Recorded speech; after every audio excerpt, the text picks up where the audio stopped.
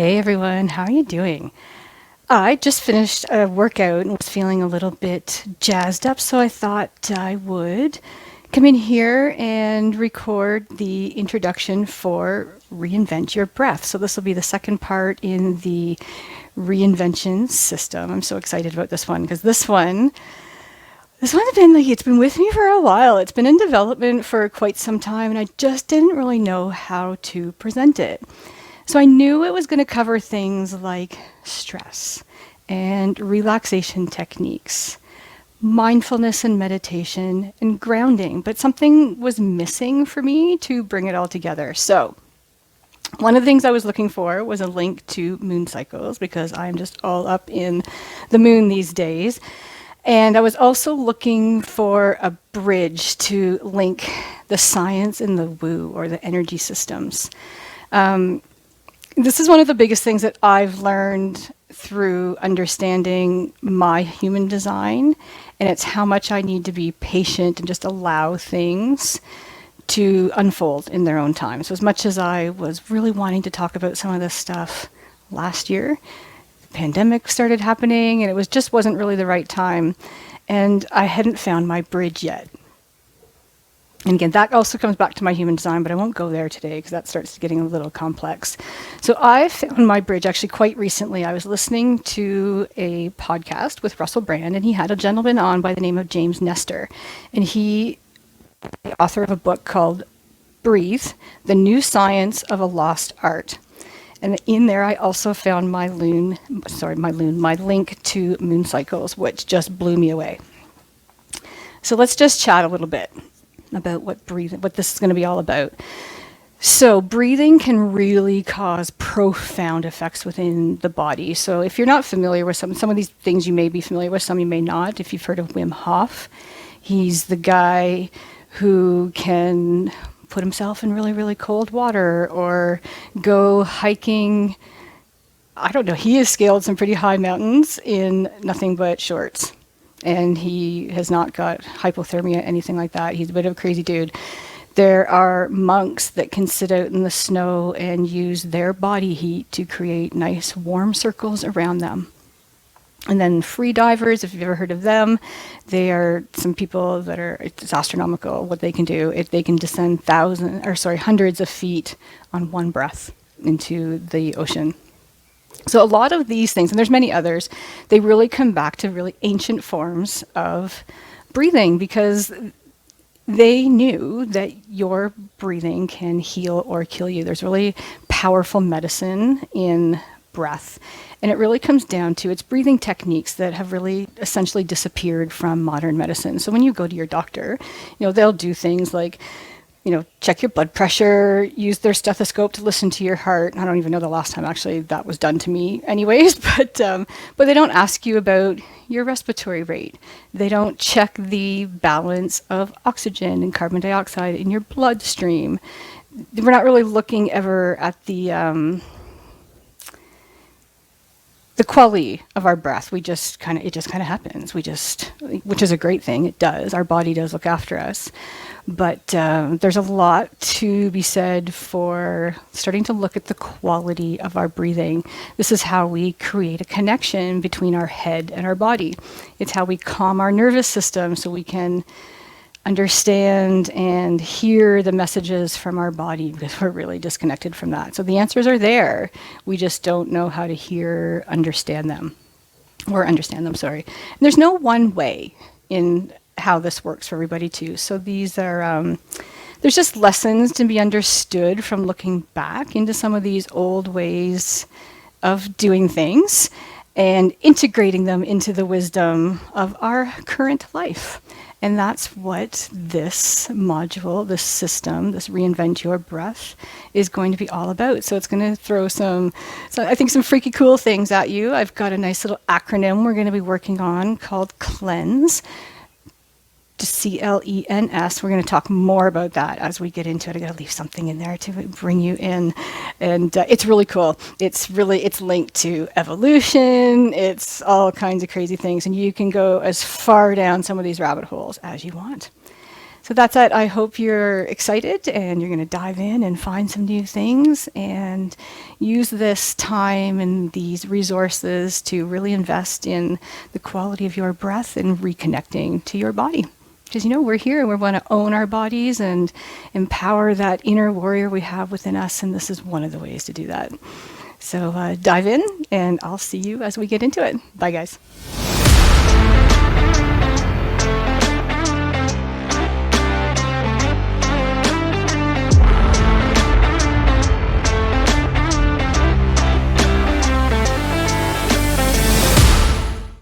Well, hey there, how are you doing? I am Tracy, for those of you who don't know me, and I'm going to be your guide through this section. So this is our Reinvent Your Breath area in the Reinvention System framework, and it's probably the one I'm most excited about. I'm pretty passionate about sleep, but I'm probably a little bit more passionate about breathing.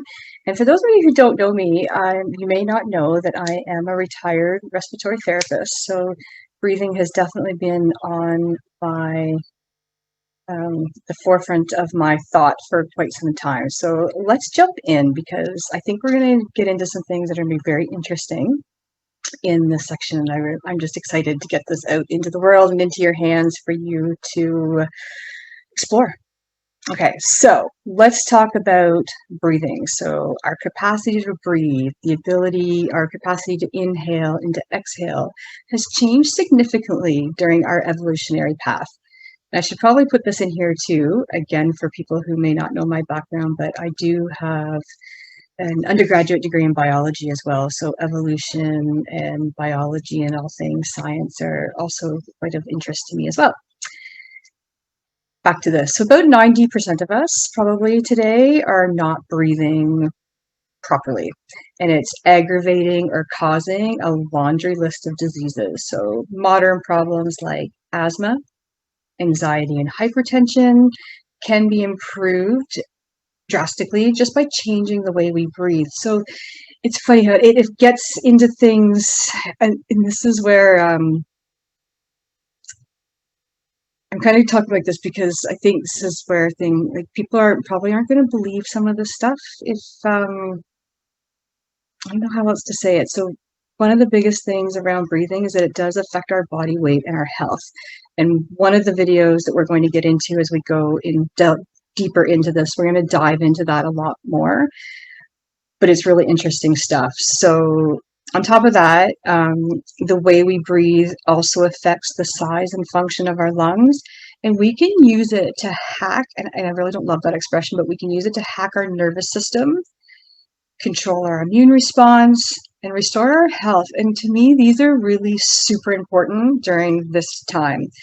And I'm just going to stop there for a second too, and just let's put a timestamp on this, just in case people are listening to this maybe years down the road. But it is July 28th, 2021. Deep into a global pandemic. So we've been home working differently for quite some time. So I do really think breathing is one of those missing pillars of health that we're just not talking about. And I'm going to start talking about it. It's not just me that's calling it this, but it really is the lost art of breathing, because the things that we're going to get into, these are not new discoveries. These are things that were created, documented hundreds and thousands of years ago. And we're starting to repeat some of them, and they kind of live out there in the fringes of science. And I also like to blur those fringes of science into the other things that we do know well, and see where that can take us. So I think we all probably assume that breathing is a pretty passive process. It happens whether we're thinking about it or not, for the most part. I'm like most people, like you, and I've suffered from a variety of respiratory issues over most of my lifetime. I've got allergies. I have a deviated septum. I've had issues with asthma. And when I was in school to become a respiratory therapist, I learned a lot of things about normal respiratory rates, tidal volumes, which is the amount of air that we move in and out of our lungs, and all kinds of crazy stuff like that. And I've really come to understand that it's just not all the same, because how we breathe also matters, not just the functionality of our lungs and the system that they are a part of. So let's just go on a little bit of a trip here. and think about some things. So if you just kind of ponder and think in big perspective, you'll probably agree with a lot of these things that we're going to talk about. So humans are the only species on this planet with chronically crooked teeth. We're going to get into this more too, but we know that our ancestors probably didn't snore, and they did use restorative breathing techniques to do things like reduce their blood pressure, to boost their athletic performance, and to balance their nervous system. When you are conscious in what you're doing with breathing, these are just some of the side effects that you can create. So we can really do a lot of things to tap into our nervous system and really do extreme things. So we're going to talk about things like free diving and things like that. And there's really where I really like to go with this, and my big passion behind this in particular, is that when you are conscious of how you breathe and what it can do for you, it really allows you to connect to the potential of your body. And I think that's something that we're really missing in our lives today. Let's keep going. So, as mammals, we have noses to warm and purify the air that we are breathing in. From there, we do a little bit of biology here. The air is guided into our lungs and then onto a network of sacs that then transfer oxygen into the blood. From there, I'm just flipping around in my pages here. I just want to, a lot of things I want to say, make sure I don't miss it. After the oxygen goes out to everything where it needs to go, the carbon dioxide or CO2, I'll probably pop back and forth between those two terms. The CO2 is returned to the lungs through your veins, and that is the process of breathing. So again, we're going to come back to this. So snoring, wheezing, asthma, allergies, these things are not normal for humans. Ancient humans had very different skulls from us. And we're going to talk a lot about this in one of these videos as well. So more ancient skulls tended to be more well proportioned. They had big forward facing jaws. They had expansive sinus cavities and broad mouths. And they had straight teeth. So their breathing was easy. Modern humans, like us, have opposite growth patterns. We tend to have chins that are recessed behind our foreheads. Our jaws tend to be slumped. Our sinuses are shrunken compared to our ancestors. And most of us have some degree of crooked teeth.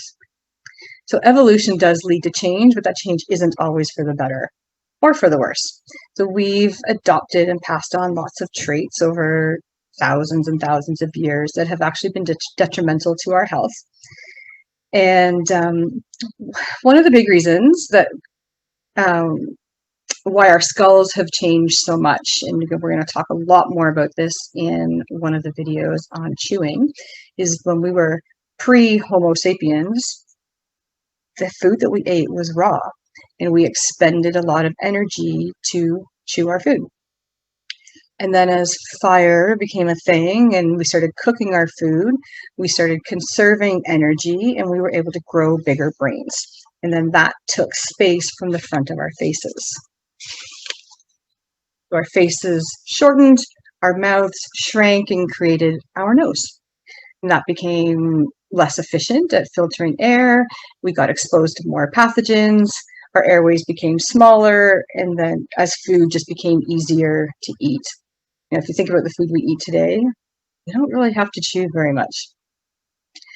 And then all these things happened, and like I said, some of those things were really great, some of them not so much, but Homo sapiens were the only ones that basically survived out of all of those humanoid types of, I think they're actually called hominids, if I remember correctly, but those humanoid types of species that existed before humans. And you'll notice differences even amongst them as well. So noses are different based on where people live. So we tend to have long and narrow noses, like us, in cold climates.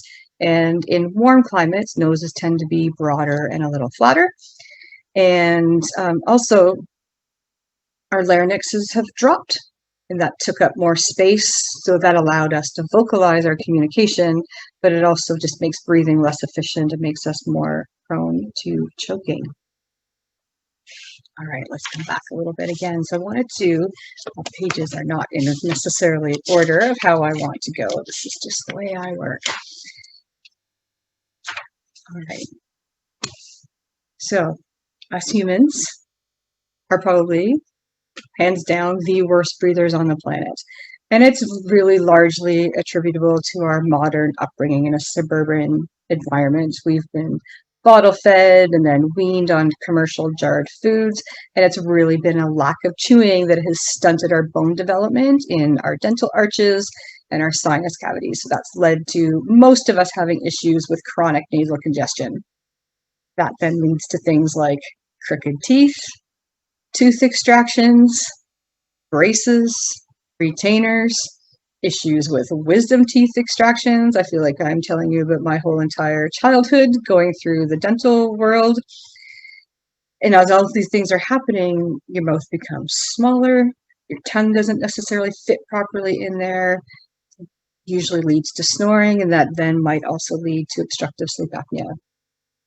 So our face continues to still grow vertically, and then that can also lead to just things like sagging eyes, dewy cheeks, sloping foreheads as we get older. Here's another kind of crux of it, and it's probably the crux of many things in our health, is that Western medicine, in our prevailing beliefs, is that, again, that breathing is a passive process and that this nose is just an accessory organ.